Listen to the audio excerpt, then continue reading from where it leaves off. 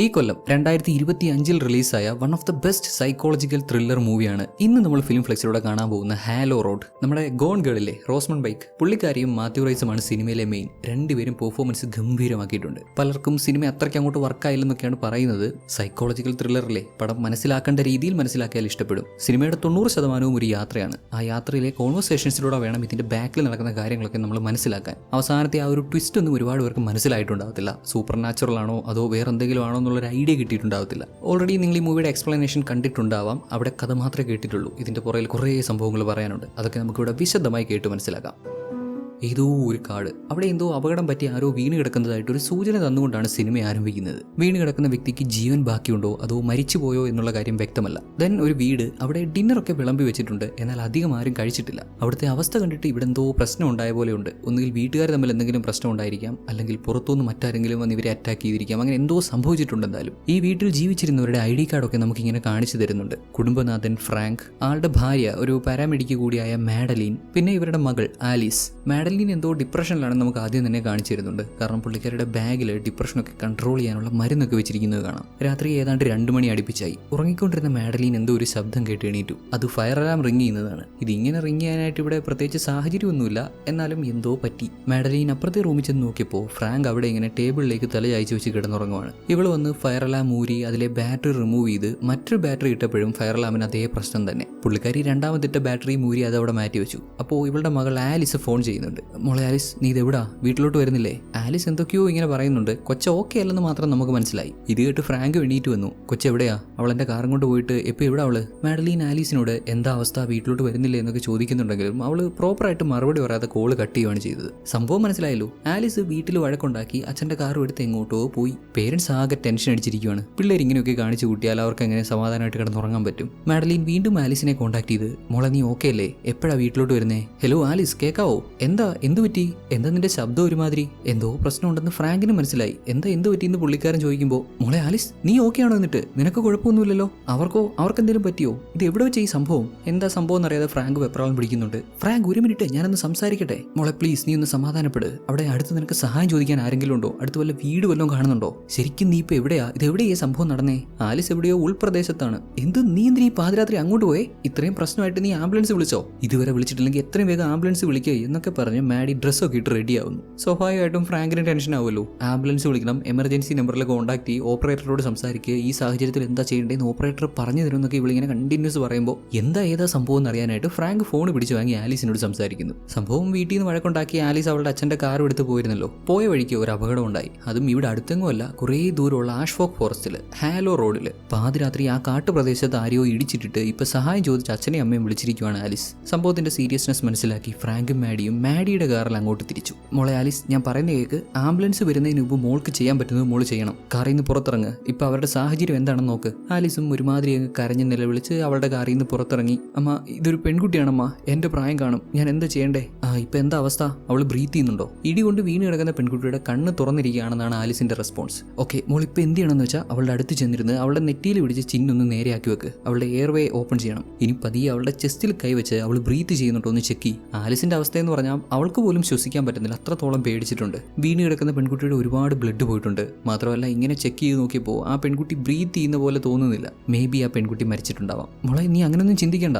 ഞാൻ നിനക്ക് CPR training തന്നിട്ടില്ലേ? അതുപോലെ ചെയ്യാം. എനിക്ക് മോളുടെ അവസ്ഥ മനസ്സിലാവും. ഇപ്പോഴത്തെ സാഹചര്യത്തിൽ ഇതല്ലാതെ നമുക്ക് വേറെ ഓപ്ഷൻ ഇല്ല. എമർജൻസി സിറ്റുവേഷൻ ആണ്. മോൾ ഇപ്പം ആക്ട് ചെയ്തേ പറ്റുള്ളൂ. അല്ലാത്ത പക്ഷം ഇതോർത്ത് പിന്നീട് വിഷമിക്കേണ്ടി വരും. ആലിസിന്റെ കയ്യും കാലൊക്കെ വിറയ്ക്കുന്ന അവസ്ഥയിലാണെങ്കിലും അമ്മ പറഞ്ഞത് കേട്ട് പുള്ളിക്കാരി 30 വരെ കൗണ്ട് ചെയ്ത് പുഷ് ചെയ്ത് 2 തവണ ആ പെൺകുട്ടിയുടെ വായിലേക്ക് ഊതി കൊടുത്ത് അങ്ങനെ ഇതേ സൈക്കിൾ കണ്ടിന്യൂ ചെയ്യുവാണ്. യെസ് മോളെ, അങ്ങനെ തന്നെ കണ്ടിന്യൂ ചെയ്യും. ഉടനെ ഫ്രാങ്ക് ഫോൺ മ്യൂട്ട് ചെയ്തിട്ട്, മാഡി ഇത് ശരിയല്ല. ഒരുപക്ഷെ ആ പെൺകുട്ടി മരിച്ചിട്ടുണ്ടെങ്കിലോ? ഫ്രാങ്ക്, ആലിസ് ആ പെൺകുട്ടി ഇടിച്ചു, അവള് രക്ഷപ്പെടേണ്ടത് നമ്മുടെ എല്ലാ ആവശ്യമാണ് എന്നും പറഞ്ഞ് കോൾ അൺമ്യൂട്ട് ചെയ്ത് ആലിസിന് പ്രോപ്പറായിട്ട് സ്റ്റെപ്സ് പറഞ്ഞു കൊടുക്കുന്നു. ആലിസ്, അങ്ങനെ തന്നെ കണ്ടിന്യൂ ചെയ്യും, നിർത്തല്ലേ.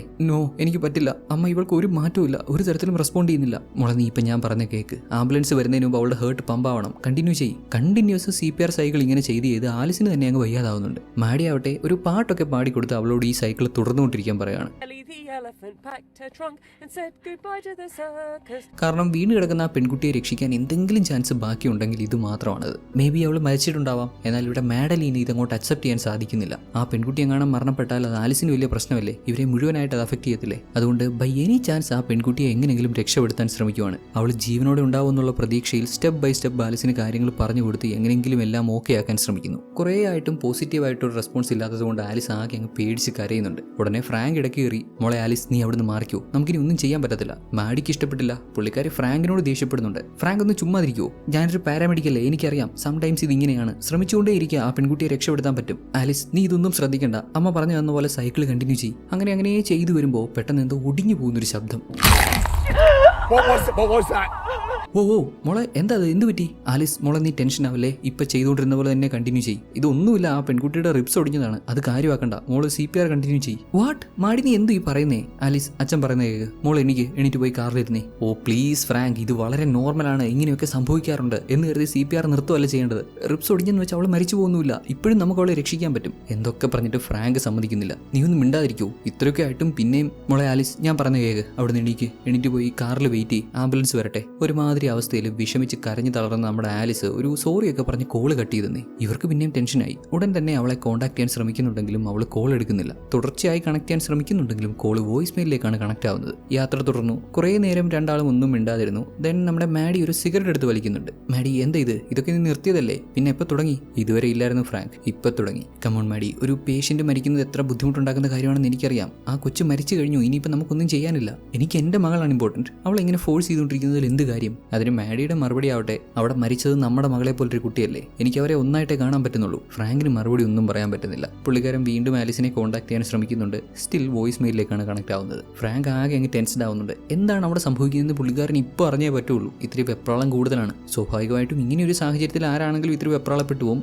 എന്നാൽ ഇയാൾ കുറച്ചധികം ഓവറാണ്. ഈ ഒരു കാര്യത്തിൽ മാത്രമല്ല, മറ്റെന്ത് കാര്യത്തിൽ വന്നു കഴിഞ്ഞാലും ഇദ്ദേഹത്തിന് ഒരു ഇത്തിരി വെപ്രാളം കൂടുതലാണ്. എല്ലാം ഇദ്ദേഹത്തിന് അറിഞ്ഞേ പറ്റൂ എന്നുള്ളൊരു നിർബന്ധ ബുദ്ധിയുണ്ട്. ശരിയാണ് ഫ്രാങ്ക്, ആ പെൺകുട്ടി മരിച്ചു, ഇനിയിപ്പോൾ നമ്മൾ എന്ത് ചെയ്യും? ഫ്രാങ്ക് പറയുന്നതാവട്ടെ, പാതിരാത്രി ആ പെൺകുട്ടി റോഡ് ക്രോസ് ചെയ്ത് ഓടി. വണ്ടി ഓടിച്ചു പോയി ഇവരുടെ മകൾ ആലിസ് ശ്രദ്ധിച്ചില്ല, അങ്ങനെ അപകടമുണ്ടായി. പോലീസ് എല്ലാ കാര്യവും കൺസിഡർ ചെയ്യുമല്ലോ. ഇതൊരു ആക്സിഡന്റ് മാത്രമാണ്, ആലിസിന്റെ ഭാഗത്താണ് മുഴുവൻ തെറ്റെന്ന് പറയാൻ പറ്റില്ല. പിന്നെ ഈ പാതിരാത്രി 2 മണിക്ക് ആ പെണ്ണ് ആഷ്ഫോക്ക് ഫോറസ്റ്റിൽ എന്തുണ്ടാക്കിക്കൊണ്ടിരിക്കുമായിരുന്നു, അതും അന്വേഷിക്കണമല്ലോ. ഉടനെ മാഡി, ഫ്രാങ്ക് അങ്ങനെ ചോദിക്കുവാണെങ്കിൽ നമ്മുടെ മകൾ അവിടെ എന്തിനു പോയി എന്നുള്ള ചോദ്യം വരുന്നില്ലേ? സംഭവം കൊച്ചി ഇവരോട് വഴക്കുണ്ടാക്കി വീട്ടിൽ നിന്ന് ഇറങ്ങിപ്പോയതാണ്. പറയുമ്പോൾ എല്ലാം പറയണമല്ലോ. അപ്പോൾ എങ്ങനെയൊക്കെയാണെങ്കിലും തിരിച്ചും മറിച്ചും ചോദ്യം ചെയ്തു വരുമ്പോൾ എത്ര വർഷം ആലിസിന് ശിക്ഷ കിട്ടുമെന്ന് ചിന്തിച്ചാൽ മാത്രം മതി. അഗെയിൻ ആലിസിനെ കോൺടാക്ട് ചെയ്യാൻ ശ്രമിക്കുന്നുണ്ട്. എന്തോ ഭാഗ്യം, ഇത്തവണ അവൾ കോൾ എടുത്തു. മോളെ ആലിസ് നീ എവിടാ, ആംബുലൻസ് വന്നോ? മോം അത് പിന്നെ ഞാൻ കാറില, ടയർ സ്റ്റക്ക് ആയിരിക്കുക, എനിക്കിത് ഡ്രൈവ് ചെയ്യാൻ പറ്റുന്നില്ല. ആലിസ് നീ അവിടെ നിന്നും പോകരുത്, ആംബുലൻസ് വരുന്നവരെ നീ അവിടെ തന്നെ ഉണ്ടാവണം. അല്ല അവരെന്താ ഇത്ര താമസിക്കുന്നേ? ആംബുലൻസ് ഇത്രയും ഡിലേ ആവേണ്ടതല്ല എന്ന് മാഡി പ്രത്യേകം എടുത്ത് പറയുന്നുണ്ട്. ഏതാ സംഭവിച്ചതെന്ന് ആലിസിനോട് ക്ലിയർ ആയിട്ട് പറയാൻ പറഞ്ഞപ്പോൾ വീട്ടിൽ നിന്ന് വഴക്കുണ്ടാക്കി ഇറങ്ങി അവൾ അച്ഛൻ്റെ കാർ എടുത്ത് അങ്ങനെ ഓടിച്ചു പോവായിരുന്നു. ആലിസിന് ബോയ് ഫ്രണ്ട് ഉണ്ട്, അവൻ്റെ പേര് ജാക്കൂബ്. അങ്ങോട്ട് അവൻ്റെ ഫ്ലാറ്റിലേക്ക് പോകാനായിരുന്നു ഉദ്ദേശം. ബട്ട് എന്തോ ഒരു പ്രത്യേക സാഹചര്യത്തിൽ അവൾക്ക് അങ്ങോട്ട് പോകാൻ പറ്റത്തില്ല. വീട്ടിലേക്ക് തിരിച്ചു പോകാന്ന് വെച്ചാൽ അച്ഛനോടും അമ്മയോടും വഴക്കുണ്ടാക്കി ഇറങ്ങിയതാണ്, അതും പറ്റത്തില്ല. ഇങ്ങനെ അങ്ങോട്ടും പറ്റില്ല ഇങ്ങോട്ടും പറ്റില്ല എന്നുള്ള സാഹചര്യം ആയതുകൊണ്ട് കുട്ടി ആഷ്ഫോക്ക് ഫോറസ്റ്റിലേക്ക് വണ്ടി ഓടിച്ചു പോയി. ഇതിനു മുമ്പും ഇവൾ ഇങ്ങോട്ടൊക്കെ വന്നിട്ടുണ്ട്, ഇടയ്ക്കിടെ ഇവളുടെ ഫ്രണ്ട്സിന്റെ കൂടെ ഇങ്ങോട്ട് വന്നിട്ടുണ്ട്. അങ്ങനെ ഒരിക്കലാണ് ഇവൾ ജാക്കൂബിനെ പരിചയപ്പെടുന്നതും പിന്നെ റിലേഷനിലാവുന്നതും ഒക്കെ. കൂടുതൽ കാര്യങ്ങൾ ഇങ്ങനെ ചോദിച്ചും പറഞ്ഞു വരുമ്പോഴാണ് ആലിസ് ഏതാണ്ട് 10 മണിയോട് അടുപ്പിച്ച് തന്നെ ആ ഫോറസ്റ്റിൽ എത്തിയിരുന്നു എന്നത്രേ. അവിടെ കുറേ നേരം കിടന്നുറങ്ങി. അത് കഴിഞ്ഞ് എണീറ്റ് നോക്കിയപ്പോൾ മെയിൻ റോഡ് കണ്ടുപിടിക്കാൻ പറ്റിയില്ല, ഒരു മെയ്സിൽ പെട്ട പോലെ അവസ്ഥയായിരുന്നു. അങ്ങോട്ടും ഇങ്ങോട്ടും കാർ ഓടിച്ച് അങ്ങനെ പോയാണ് ഈ ആക്സിഡന്റ് ഉണ്ടാവുന്നതെന്ന്. ഇത് എന്ത് കഥയാണിത്? ഇത് ഇവള് പറഞ്ഞു കൊടുത്താൽ ആരെങ്കിലും വിശ്വസിക്കൂ? പോലീസ് എന്തായാലും ഇത് വിശ്വസിക്കാൻ പോകുന്നില്ല. രാത്രി 10 മണിക്ക് കാട്ടിൽ കയറിപ്പോയി, എന്തിനാന്ന് ചോദിക്കുമ്പോൾ കിടന്നുറങ്ങാനാണെന്ന്. എല്ലാം കൂടെ കേട്ട് സംശയം തോന്നിയ മാഡി ആലീസിനോട് അവള് ഡ്രഗ്സ് യൂസ് ചെയ്തിരുന്നു എന്ന് ചോദിക്കുന്നുണ്ട്. എന്ത് ഈ ചോദിക്കുന്നേ? കൊച്ചങ്ങനത്തെ സാധനങ്ങളൊന്നും യൂസ് ചെയ്യാറില്ല. സംഭവം ഫ്രാങ്കിന് അറിയില്ലെന്നേ ഉള്ളൂ. ഇതിനു മുമ്പ് ആലീസ് ഇമാതിരി സാധനങ്ങളൊക്കെ യൂസ് ചെയ്തിട്ടുണ്ട്. കുറച്ച് മാസങ്ങൾക്ക് മുമ്പ് എന്തൊക്കെയോ ഇതുപോലെ യൂസ് ചെയ്ത് ഓവർഡോസ് ആയെന്ന് പറഞ്ഞ് മാഡിയെ തന്നെ വിളിച്ചിട്ടുണ്ട്. മാഡി ഈ കാര്യങ്ങളൊന്നും ഫ്രാങ്കിനോട് പറഞ്ഞിട്ടില്ലെന്നേ ഉള്ളൂ. ഇത്രയും ഇമ്പോർട്ടൻ്റ് ആയിട്ടുള്ള വളരെയധികം ശ്രദ്ധിക്കേണ്ട കാര്യങ്ങളൊന്നും ഫ്രാങ്കിനോട് പറഞ്ഞിട്ടില്ല എന്ന് പറയുമ്പോൾ തന്നെ മനസ്സിലാവുമല്ലോ ഇവർ തമ്മിൽ അത്ര നല്ല ബന്ധത്തിലല്ല. പറയുമ്പോൾ ഹസ്ബൻഡും വൈഫും ഒക്കെ തന്നെ, എന്നാൽ കാര്യങ്ങളൊന്നും അങ്ങോട്ട് വേണ്ട രീതിയിൽ ഷെയർ ചെയ്യുന്നില്ല. അന്ന് യൂസ് ചെയ്ത പോലെ ഇപ്പോൾ അച്ഛനോടും അമ്മയോടും വഴക്കുണ്ടാക്കി വീട്ടിൽ നിന്ന് പോയി കഴിഞ്ഞും എന്തൊക്കെയോ യൂസ് ചെയ്തിരുന്നത്രേ. ആലിസിന്റെ ന്യായങ്ങളൊക്കെ കേൾക്കണേ. അവൾ കംപ്ലീറ്റ്ലി ഓക്കെ ആയിട്ട് തല നേരെ നിൽക്കാറായിട്ട് മാത്രമാണ് വണ്ടി എടുത്തതെന്നൊക്കെ. ഇതിപ്പോൾ കാര്യങ്ങൾ ഇങ്ങനെയൊക്കെ ആയ സ്ഥിതിക്ക് എന്തായാലും ആലിസ് രക്ഷപ്പെടാൻ പോകുന്നില്ല. അവൾ ജയിലിൽ പോവും, ഒരുപാട് വർഷം അകത്ത് കിടക്കേണ്ടി വരും. ചില്ലറ കുറ്റമൊന്നും അല്ല ചെയ്തിരിക്കുന്നത്. ഈവൻ ഈ ആ മരിച്ച പെൺകുട്ടിയുടെ സൈഡിലാണ് മുഴുവൻ മിസ്റ്റേക്ക്. അവൾ മനഃപൂർവ്വം ആലിസിന്റെ കാറിന് മുന്നിൽ എടുത്ത് ചാടിയതാണെങ്കിൽ പോലും ഇവിടെ ആലിസിന് രക്ഷപ്പെടാൻ പറ്റില്ല. ഇത്രയെല്ലാം കേട്ടപ്പോൾ സംശയം തോന്നിയ മാഡി, ആലീസ് നീ ആംബുലൻസ് വിളിച്ചായിരുന്നോ? ആംബുലൻസ് വിളിച്ചിട്ടുണ്ടെങ്കിൽ ഇതിനോടകം അവരവിടെ എത്തിയിട്ടുണ്ടാവണം. സത്യം പറ, നീ അവരെ കോൺടാക്ട് ചെയ്തോ? അത് പിന്നെ അമ്മ, നിങ്ങളെ കൊണ്ട് ഇവളെ രക്ഷിക്കാൻ പറ്റുമെന്ന് കരുതി ആംബുലൻസ് ഒന്നും വിളിച്ചില്ല. എങ്ങനെ ഇരിക്കുന്നു? ആംബുലൻസ് വിളിക്കാതെ CPR കൊടുത്തുകൊണ്ടിരുന്നു. അതിൽ വല്ല പോയിന്റും ഉണ്ടോ? ഇതിപ്പോൾ രക്ഷിക്കാൻ എന്തെങ്കിലും ഒരു ചാൻസ് ഉണ്ടായിരുന്നെങ്കിൽ അതുപോലും യൂസ് ചെയ്യാതെ, ആ ഒരു ചാൻസ് പോലും എടുക്കാതെ ആ കൊച്ചിനെ കൊന്നു കളഞ്ഞ പോലെയുണ്ട്. ഇതെല്ലാം കേട്ട് മാഡി അവളോട് വല്ലാണ്ടങ്ങ് ദേഷ്യപ്പെടുന്നുണ്ട്. എങ്ങനെ ദേഷ്യപ്പെടാതിരിക്കും? അമ്മാതിരി പരിപാടിയില്ലേ കാണിച്ചേ. ഫ്രാങ്ക് ദേഷ്യപ്പെടാനൊന്നും പോയില്ല, പകരം കുറ്റം അങ്ങേ ഏറ്റെടുത്തോളാം എന്ന് പറയാണ്. അയാൾ മദ്യവെച്ചിട്ടില്ല, വേറൊരു തരത്തിലുള്ള സാധനങ്ങളും യൂസ് ചെയ്തിട്ടില്ല. രാത്രി 3 മണി സമയത്ത് അതുവഴി ഡ്രൈവ് ചെയ്തു പോകുമായിരുന്നു. ഇത്തിരി സ്പീഡ് കൂടുതലായിരുന്നു. അൺഫോർച്ചുനേറ്റ്ലി ആ പെൺകുട്ടിയെ ഇടിച്ചു, അവൾ മരിച്ചു. കുറ്റം ഇദ്ദേഹം ഏറ്റെടുത്തോളാം. ആലിസാണ് കൊണ്ടുപോയി ഇടിച്ചതെന്നുണ്ടെങ്കിലും ഇദ്ദേഹത്തിന്റെ കാറാണല്ലോ. കണ്ട പൊടി സാധനങ്ങളെല്ലാം കൂടെ വലിച്ചു കയറ്റി പിന്നെ ഡ്രൈവ് ചെയ്യാനും പോയ ആലിസിനെ ഈ കേസിൽ നിന്ന് ഒഴിവാക്കിയാൽ തന്നെ വലിയൊരു പ്രശ്നം അങ്ങ് ഒഴിവായി. ഏതായാലും ഫ്രാങ്ക് ജയിലിൽ പോകേണ്ടി വരും. മകളെ രക്ഷിക്കാൻ ഇപ്പോൾ വേറെ വഴിയില്ല. പിന്നെ രാത്രി സമയമാണ്, ഇദ്ദേഹം കുറച്ച് സ്പീഡിൽ പോയെങ്കിലും ആ ഒരു അപകടത്തിൽ മരിച്ച പെൺകുട്ടിയുടെ സൈഡിൽ മിസ്റ്റേക്ക് ഉണ്ടെന്നൊക്കെ മേ ബി ഇവർക്ക് വാദിക്കാൻ പറ്റിയേക്കും. എന്തെങ്കിലുമൊക്കെ ഇളവ് കിട്ടാനുള്ള ചാൻസും ഉണ്ട്. അപ്പോൾ അങ്ങനെ തന്നെ ആവട്ടെ എന്നൊക്കെ ഇദ്ദേഹം തീരുമാനിച്ചപ്പോൾ മാഡി ഇത് എതിർക്കുന്നുണ്ട്. എന്തൊക്കെ പറഞ്ഞിട്ടും ഫ്രാങ്ക് അദ്ദേഹത്തിന്റെ തീരുമാനത്തിൽ ഉറച്ചു നിന്നു. ഒന്നാലോചിച്ചാൽ ഇദ്ദേഹം പറയുന്നതാണ് ശരി, ഇതാണ് ബെറ്റർ ഓപ്ഷൻ. വീണ്ടും കുറേ മുന്നോട്ട് പോകുന്നു. ആലിസ് ആവട്ടെ അവളുടെ ബോയ് ഫ്രണ്ട് ജാക്കുവിനെ പറ്റി സംസാരിക്കാൻ തുടങ്ങി. അവനോട് പറയണം, അവൻ തീരുമാനിക്കുന്ന പോലെ ഞാനും ഡിസൈഡ് ചെയ്യുള്ളൂ. ഫ്രാങ്ക് സമ്മതിച്ചില്ല. പുള്ളിക്കാരൻ ഭയങ്കരമായിട്ട് ദേഷ്യപ്പെട്ടു. പുള്ളി കൺട്രോൾ വിട്ട് ദേഷ്യപ്പെടുന്നുണ്ട്. 18 വയസ്സ്, ഈ പ്രായത്തിൽ കുടുംബം തുടങ്ങാനല്ല നോക്കേണ്ടത്. നിന്റെ പഠിത്തത്തിൽ ശ്രദ്ധിക്ക്, എക്സാംസിൽ ഫോക്കസ് ചെയ്യ്, എവിടെയെങ്കിലും നല്ല പ്ലേസ്മെന്റ് വാങ്ങിയെടുക്കാൻ നോക്ക്. കാര്യം മനസ്സിലായല്ലോ, ആലിസ് പ്രഗ്നന്റ് ആണ്. ജാക്കുബ് കുഞ്ഞിനെ വളർത്താനാണ് തീരുമാനിക്കുന്നതെന്നുണ്ടെങ്കിൽ രണ്ടാളും ഒരു ഫാമിലി സ്റ്റാർട്ട് ചെയ്ത് അങ്ങനെ മുന്നോട്ട് പോയേക്കാമെന്നാണ് ആലിസിന്റെ തീരുമാനം. ഫ്രാങ്ക് തൊട്ടും അങ്ങോട്ട് സമ്മതിക്കുന്നില്ല. ഇതിന്റെ പേരിലാണ് വീട്ടിൽ അടിയായതും അവൾ വീട്ടിൽ നിന്ന് ഇറങ്ങിപ്പോയതും ഒക്കെ.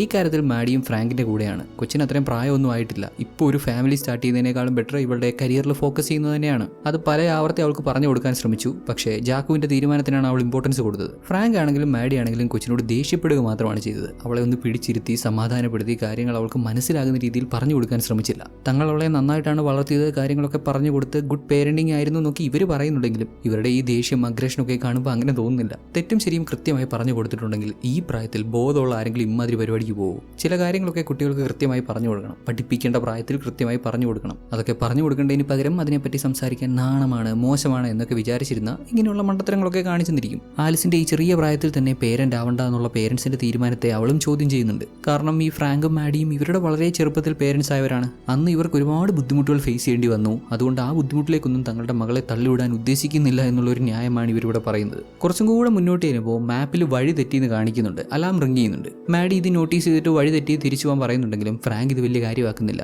അവിടെ അങ്ങനെ ഒരു വഴി ഇല്ലായിരുന്നു, GPS-ന് തെറ്റുപറ്റിയതാണ്, അലാം റിംഗ് എന്നേ കാര്യമാക്കണ്ടെന്ന് പറഞ്ഞ് പുള്ളി മുന്നോട്ട് തന്നെ പോയി. കുറേ കൂടെ അങ്ങോട്ട് ചെന്നപ്പോൾ ആലിസിന് ഇവരുടെ കാറിന്റെ ഹെഡ്ലൈറ്റ് കാണാൻ പറ്റുന്നുണ്ടെന്ന് പറയുന്നുണ്ട്. എന്നാൽ ഇവർക്ക് ഇവിടെയെങ്കിലും ഒന്നും കാണാൻ പറ്റുന്നില്ല. ആലിസിന്റെ കാർ അവിടെ നിർത്തിയിട്ടിരിക്കാനായിട്ടോ ആക്സിഡന്റ് നടന്നതായിട്ടോ ഒന്നും തന്നെ കാണാൻ പറ്റുന്നില്ല. ആലിസ് ആവട്ടെ ആ വരുന്നത് അച്ഛനും അമ്മയുമാണെന്ന് കരുതി അവളുടെ കാറിന്റെ ഹെഡ്ലൈറ്റ് ഓൺ ചെയ്ത് കാണിക്കുന്നുണ്ട്. നോ നോ നോ ആലിസ്, അത് ഓഫ് ചെയ്യ്, അത് ഞങ്ങളല്ല, മറ്റാരോ ആണ് ആ വഴി വന്നുകൊണ്ടിരിക്കുന്നത്.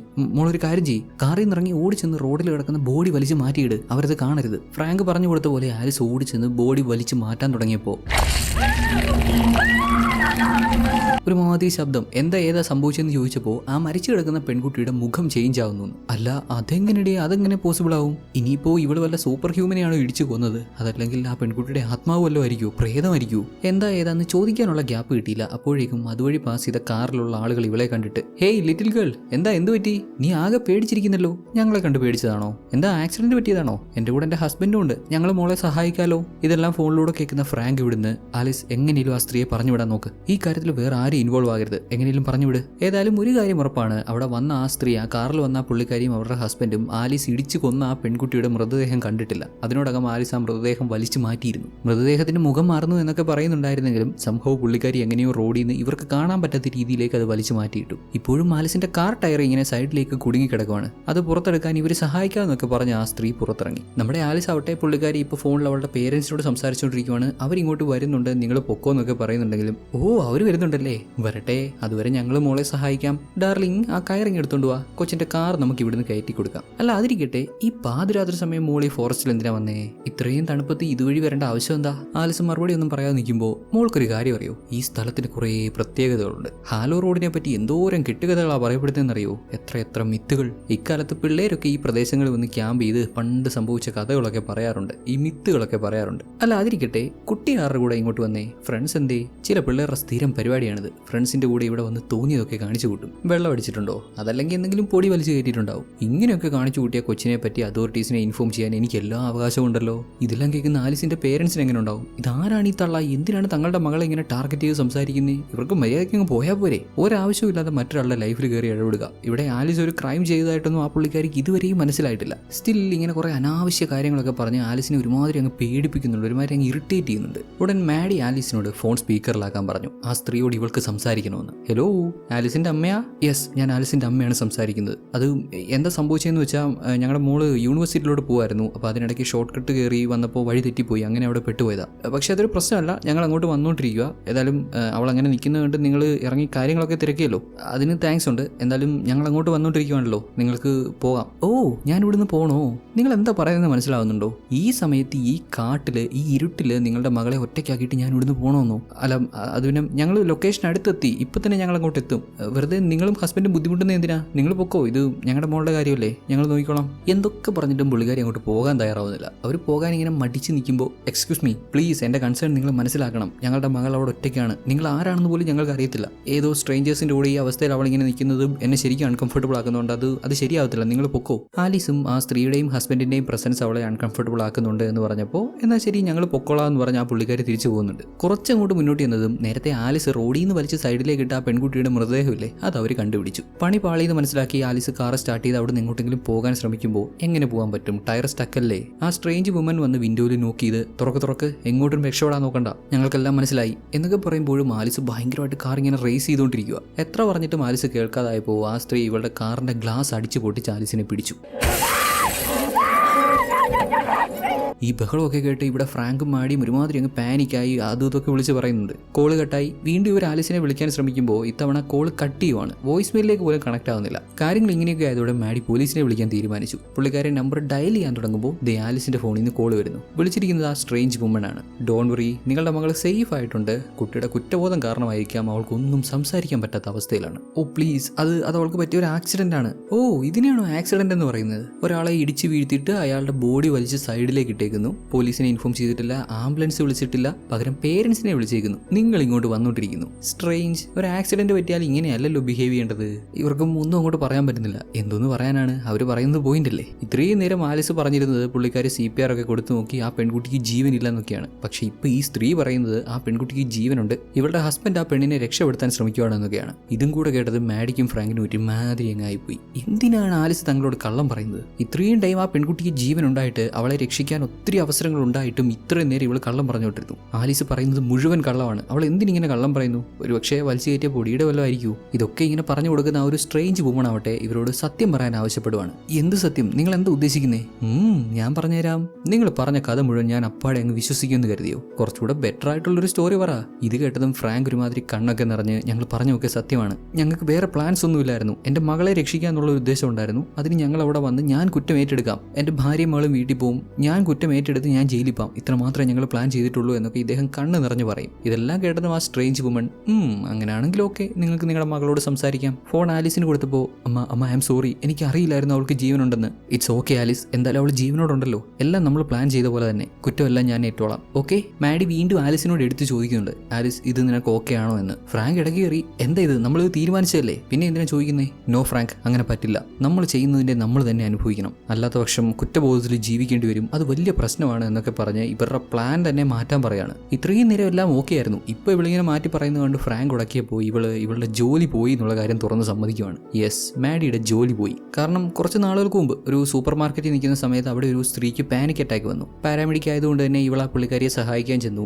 മാഡിയുടെ കൂടെ ഉണ്ടായിരുന്ന ആൾ പറയുന്നുണ്ട് ഹോസ്പിറ്റലിലേക്ക് കൊണ്ടുപോകാം, എങ്കിലും മാഡി അത് കേട്ടില്ല. തനിക്ക് അവരെ ഇവിടെ വെച്ച് തന്നെ ഭേദമാക്കാൻ പറ്റും, ബെറ്റർ ആക്കാൻ പറ്റുമെന്ന് പറഞ്ഞ് അവിടെ വെച്ച് തന്നെ ട്രീറ്റ് ചെയ്യാൻ ശ്രമിച്ചു. അൺഫോർച്ചുനേറ്റ്ലി ആ സ്ത്രീ മരണപ്പെട്ടു. അതിന് കാരണം ഇവളാണ്, ഇവളുടെ റോങ് ഡിസിഷനാണ്. ആംബുലൻസ് എത്തി ആ സ്ത്രീയെ ഹോസ്പിറ്റലിൽ കൊണ്ടുപോകാൻ ശ്രമിച്ചെങ്കിലും ഹോസ്പിറ്റലിൽ എത്തുന്നതിന് മുമ്പ് അവർ മരണപ്പെടുമായിരുന്നു. അതൊരു വലിയ തെറ്റാണ്. ഇടയ്ക്ക് ഇങ്ങനെയുള്ള സാഹചര്യങ്ങളൊക്കെ ഇത്തരത്തിലുള്ള മിസ്റ്റേക്ക് പറ്റുമെന്നുള്ളതുകൊണ്ട് ഇവളെ ജോലിയിൽ നിന്ന് പിരിച്ചുവിട്ടില്ല. എന്നാൽ കുറ്റബോധം കാരണം മാഡിക്ക് ജോലിയിൽ തുടരാൻ പറ്റിയില്ല. അവൾ ജോലി രാജിവെച്ചു. ചെയ്ത തെറ്റിന് ശിക്ഷ അനുഭവിക്കാൻ തയ്യാറായില്ലെങ്കിൽ ആ ഒരു കുറ്റബോധത്തിൽ ജീവിക്കേണ്ടി വരും. അത് വലിയ പ്രശ്നമാണ്. ഈ ഒരു കാരണത്താലൊക്കെ തന്നെ മാഡി ഡിപ്രഷനിലേക്ക് പോയി. ഇപ്പം അത് മാറ്റാനുള്ള പിൽസൊക്കെ കഴിച്ചാണ് മുന്നോട്ട് പോകുന്നത്. ഈ ഒരു അവസ്ഥയിലേക്ക് തന്റെ മകളും എത്താൻ പാടില്ല എന്നുള്ളത് കൊണ്ടാണ് കാര്യങ്ങളൊക്കെ ഇപ്പൊ പ്ലാൻ ചെയ്തിരിക്കുന്ന പോലെ തന്നെ വേണം വേണോ എന്ന് ഒന്നുകൂടി എടുത്തു ചോദിക്കുന്നത്. ഇതെല്ലാം കേൾക്കുന്ന ആലിസ് അച്ഛൻ കുറ്റം ഏറ്റെടുക്കണ്ട, അവൾ തന്നെ ശിക്ഷ അനുഭവിച്ചോളാം എന്ന് പറയുകയാണ്. അതാണ് ശരിയായിട്ടുള്ള തീരുമാനം. മിസ്റ്റേക്ക് പറ്റിയതാണെന്നുണ്ടെങ്കിലും പറ്റിയ തെറ്റ് അക്സെപ്റ്റ് ചെയ്യുക. അങ്ങനെ ഇവരും കുറേ ദൂരം ഉള്ളിലേക്ക് ചെന്നു. കാടിനുള്ളിലേക്ക് കയറി പോകേണ്ട ഒരു വഴിയാണ്. പാതിരാത്രി സമയമൊക്കെ ഇവിടെ ആരെങ്കിലും വന്നു എന്ന് പറഞ്ഞാൽ വിശ്വസിക്കാൻ നല്ല ബുദ്ധിമുട്ടാണ്. അങ്ങനെ പോയി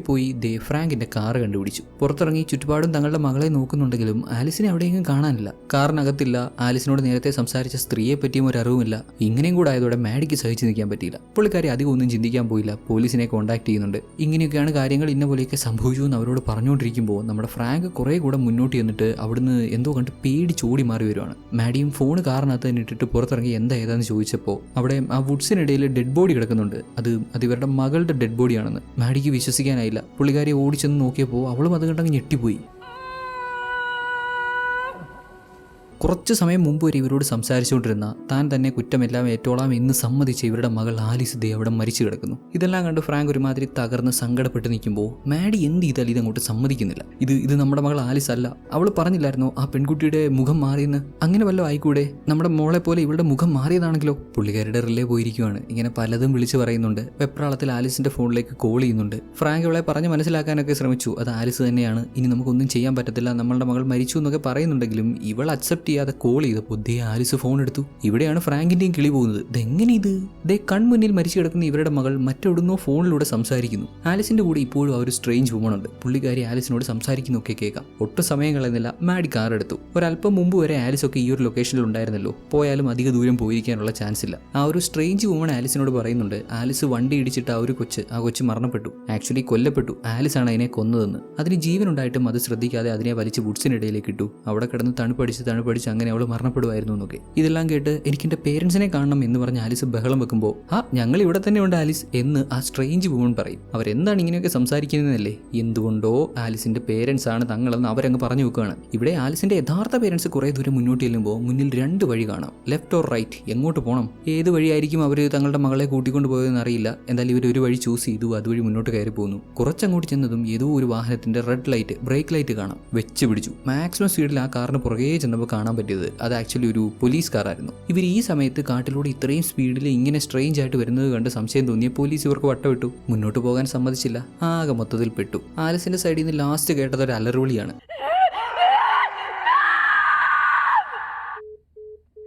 പുള്ളിക്കാരി പ്രഗ്നന്റ് ആണെന്നുള്ള കാര്യം പോലും ആ സ്ട്രേഞ്ച് വുമണോട് പറയുന്നുണ്ടായിരുന്നു. സ്റ്റിൽ അവർ ഒരു ദാക്ഷിണ്യവും കാണിച്ചില്ല. ആലിസിനെ അവർ ഉപദ്രവിച്ചു. ദെൻ അടുത്ത പുലരി പോലീസ് സ്ഥലത്തെത്തി ആലിസിന്റെ ബോഡിയൊക്കെ കണ്ടെടുത്തു. ആലിസിന്റെ പേരൻസ് പറയുന്ന സ്റ്റോറിയുമായിട്ട് ഇവിടെ നടന്ന സംഭവങ്ങളൊന്നും അങ്ങോട്ട് മാച്ച് ചെയ്യാൻ പറ്റുന്നില്ല. ആലീസ് മറ്റൊരു പെൺകുട്ടി ഇടിച്ചു കൊന്നു എന്നൊക്കെ പറയുന്നുണ്ട്. അങ്ങനെ ഒരു സംഭവം ഒന്നും ഇവിടെ നടന്നിട്ടേ ഇല്ല. പോലീസിന്റെ നിഗമനം ശ്രദ്ധയില്ലാത്ത ഡ്രൈവിംഗ് കാരണം ആലിസിന്റെ കാർ അവിടെ ആ ഒരു സൈഡിൽ ട്രാപ്പായി. അതിൽ നിന്ന് പുറത്തിറങ്ങി റോഡിലേക്ക് നടന്നപ്പോൾ അതുവഴി വന്ന മറ്റേതോ കാർ ആലിസിനെ ഇടിച്ചു. ആലിസ് മരിച്ചു എന്ന് മനസ്സിലാക്കിയതും ആ കാർ ഓടിച്ചിരുന്ന ഡ്രൈവർ അവളുടെ ബോഡി വലിച്ച് സൈഡിലേക്ക് ഇട്ടിട്ട് അയാളങ്ങ് പോയി. ഇതായിരിക്കാം ഇവിടെ സംഭവിച്ചത്. അല്ലാതെ മാഡിയും ഫ്രാങ്കും പറയുന്ന പോലെ അങ്ങനെയൊന്നും സംഭവിച്ചിട്ടില്ല. കഴിഞ്ഞ രാത്രി ആലിസ് അവരെ വിളിച്ച് പറഞ്ഞു എന്ന് അവർ പറയുന്ന കാര്യങ്ങളൊന്നും സെൻസ് മേക്കിംഗ് അല്ല. ഇപ്പോഴും ഇവിടെ ഈ മരിച്ചു കിടക്കുന്നത് തങ്ങളുടെ മകളല്ല. ഈ കണ്ടെടുത്ത ബോഡി തങ്ങളുടെ മകളുടേതല്ല. തങ്ങളുടെ മകൾ മറ്റെവിടെയോ ആണ്. ഈ ഡെഡ് ബോഡി ഇവർ കണ്ടതിന് ശേഷവും തങ്ങളുടെ മകൾ തങ്ങളെ കോൺടാക്ട് ചെയ്തിരുന്നു എന്നൊക്കെയാണ് ഇവർ പറയുന്നത്. അത്രേ ഉള്ള സിനിമ. അധികം അങ്ങോട്ടൊന്നും മനസ്സിലായിട്ടില്ലല്ലേ? സിനിമയുടെ കഥ മാത്രം പറഞ്ഞാൽ അങ്ങനെ അങ്ങ് പൊടിയും തട്ടി പോകും നമ്മൾ. സിനിമയുടെ തുടക്കം മുതലേ കുറേയധികം ഹിൻസ് നമുക്ക് തരുന്നുണ്ട്. ഇതെന്താണ് ഇവിടെ ആക്ച്വലി ഉദ്ദേശിക്കുന്നത് എന്നുള്ളത്. ഏറ്റവും ആദ്യം നമ്മുടെ മാഡി ആ ഫയർ അലാം റിമൂവ് ചെയ്ത് മാറ്റിയിടുന്ന സീൻ കണ്ടില്ലേ?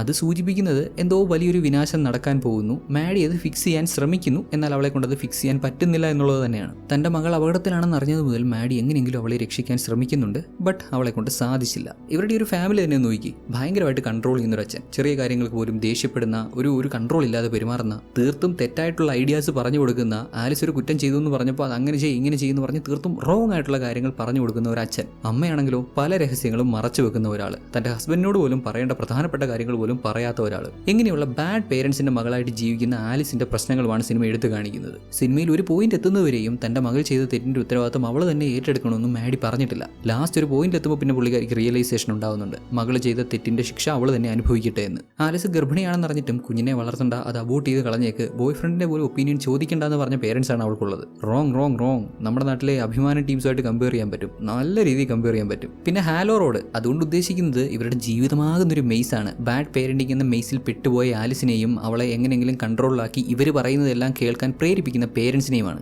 ആലിസിന്റെ ഈ പ്രായത്തിൽ അവൾക്ക് കുഞ്ഞിനെ വേണ്ട, അതൊന്നും അവൾക്ക് മാനേജ് ചെയ്യാൻ പറ്റത്തില്ല എന്ന് പറയുന്ന ഇതേ പേരൻസ് ഇവരുടെ യങ് ഏജിൽ ഇവർക്ക് ആലിസിന്റെ പ്രായമൊക്കെ ഉള്ള ആ ഒരു സമയത്താണ് ഇവർക്ക് ആലിസ് ജനിക്കുന്നത്. അതിലൂടെ തന്നെ അവർ പറഞ്ഞു വെക്കുന്നുണ്ട് അവർക്ക് പേരൻറ്റിങ്ങിൽ ഒരുപാട് ബുദ്ധിമുട്ട് നേരിടേണ്ടി വന്നു.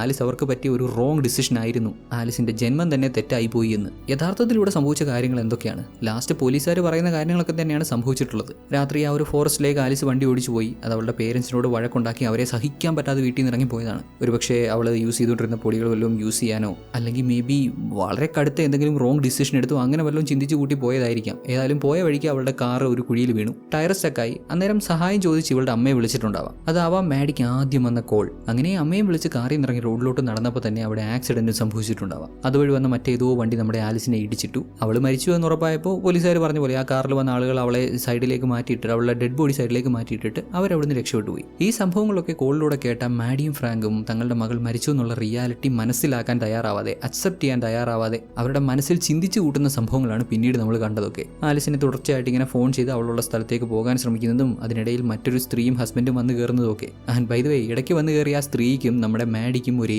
ശബ്ദമാണ്, വിച്ച് മീൻസ് നമ്മുടെ മാഡിയുടെ മറ്റൊരു വേർഷനാണത്. മാഡി തന്നെ അവളുടെ മനസ്സിൽ ഇങ്ങനെ സങ്കല്പിച്ച് കൂട്ടുവാണ് താൻ തന്റെ മകൾക്ക് നല്ലൊരു അമ്മയായിരുന്നില്ല, ആ ഒരു സ്ട്രേഞ്ച് വുമൺ ക്യാരക്ടറിന്റെ കൂട്ടായിരുന്നു താൻ, തന്റെ മകളെ മനസ്സിലാക്കാൻ ശ്രമിച്ചിട്ടില്ല, ഒരുപാട് കാര്യങ്ങളിൽ ഫോഴ്സ് ചെയ്തിട്ടുണ്ട് എന്നൊക്കെ. തങ്ങളുടെ മകൾക്ക് ഈ ഒരു വിധി വരാൻ കാരണം തങ്ങൾ തന്നെയാണ് എന്നുള്ള ഇവരുടെ ആ ഒരു റിഗ്രറ്റ് ആണ് പിന്നെ നമ്മൾ കണ്ട അവരുടെ യാത്രയല്ല. ഒരേ സമയം തന്റെ മകൾക്കൊന്നും സംഭവിച്ചിട്ടില്ല എന്നുള്ള ഒരു തോന്നൽ, അവളുടെ മരണം അക്സെപ്റ്റ് ചെയ്യാതെയുള്ള ആ ഒരു ഡിനയലും കാണാം. എന്നാൽ ആലിസ് തന്നെ അവൾ മറ്റൊരു പെൺകുട്ടിയെ ഇടിച്ചു കൊന്നു എന്ന് പറയുന്നതിലൂടെ ആലിസ് മരിച്ചിട്ടുണ്ടാവും എന്ന റിയാലിറ്റിയും ഇവരുടെ മുന്നിൽ നിൽക്കുന്നതായി കാണിച്ചു തരുന്നു. സംടൈംസ് പേരൻസ് കാണിക്കുന്ന ഒരു വാശിയുണ്ട്, തങ്ങളുടെ മക്കളുടെ കാര്യത്തിൽ തങ്ങൾ എടുക്കുന്ന ഡിസിഷൻ ആയിരിക്കും ശരി, അവർക്ക് ബെസ്റ്റ് ഏതാണെന്ന് തങ്ങൾ തന്നെ ചൂസ് ചെയ്ത് കൊടുക്കും എന്നുള്ള ഒരു വാശി, ആ തീരുമാനം കാര്യങ്ങൾ കൂടുതൽ കുഴപ്പത്തിലാക്കുമെന്ന് വ്യക്തമായി കാണിച്ചു തരുന്നുണ്ട്. Especially ഫ്രാങ്കിന്റെ character. അങ്ങേറെ ചില പൊട്ട തീരുമാനങ്ങളാണ് ഇതൊക്കെ ഇത്രയും കോംപ്ലിക്കേറ്റഡ് ആക്കിയത്. അഡൾട്ട് ഏജിന് മുമ്പ് അല്ലെങ്കിൽ പക്വതയാവുന്ന പ്രായത്തിന് മുമ്പ് കുട്ടികൾക്ക് പറഞ്ഞു കൊടുക്കേണ്ട കാര്യങ്ങൾ കൃത്യമായി പറഞ്ഞു കൊടുത്ത് അവർക്ക് മനസ്സിലാകുന്ന രീതിയിൽ അവരെ ട്രീറ്റ് ചെയ്യാൻ പറ്റണം. അവർക്ക് എന്തെങ്കിലും ബുദ്ധിമുട്ടുണ്ട്, ഇഷ്യൂസ് ഉണ്ട് എന്ന് മനസ്സിലായാൽ അതെന്ത് എങ്ങനെയെന്ന് അവരോട് സംസാരിക്കുന്ന രീതിയിൽ സംസാരിച്ച് ക്ലിയർ ചെയ്യാൻ പറ്റണം. അതൊന്നും പ്രോപ്പറായിട്ട് ചെയ്യാതെ ഒരു പ്രായം കഴിയുമ്പോൾ പിള്ളേർ